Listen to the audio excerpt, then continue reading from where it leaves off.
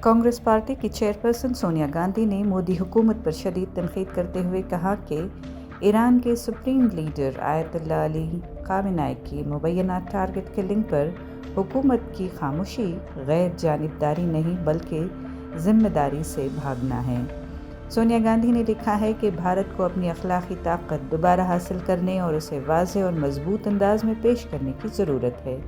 کسی بھی خود مختار ملک کے سربراہ کے قتل پر بھارت کی جانب سے بین الاقوامی قانون اور خود مختاری کے حق میں واضح موقف نہ اپنانا تشویشناک ہے۔ سونیا گاندھی نے کہا کہ مبینہ حملے سے محض 48 گھنٹے قبل وزیر اعظم نریندر مودی اسرائیل کے دورے سے واپس آئے تھے، جہاں انہوں نے وزیر اعظم بنجامن نیتن یاہو کی حکومت کی غیر مشروط حمایت کا ارادہ ظاہر کیا تھا۔ حالانکہ پوری دنیا میں غزہ کے تنازع پر شدید رد عمل دیکھا گیا۔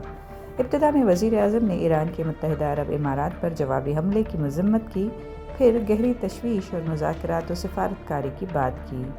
راہل گاندھی نے بھی اس معاملے پر رد عمل دیتے ہوئے کہا کہ اس وقت کی خاموشی بھارت کی عالمی ساکھ کو کمزور کرتی ہے۔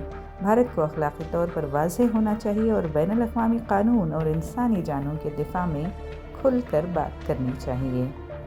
سونیا گاندھی نے مطالبہ کیا ہے کہ جب پارلیمنٹ بجٹ سیشن کے دوسرے مرحلے کے لیے دوبارہ جمع ہو تو حکومت کی اس پریشان کن خاموشی پر کھلی بحث ہونی چاہیے۔ بغیر کسی رسمی اعلان جنگ اور سفارتی عمل کے دوران کسی غیر ملکی رہنما کا قتل عالمی نظام کے لیے خطرناک مثال ہے۔ کانگریس پارٹی نے حکومت سے مطالبہ کیا ہے کہ وہ بھارت کی خارجہ پالیسی کے اصول، غیر جانبداری، خود مختاری کا احترام اور بین الاقوامی قانون پر واضح موقف اپنائے۔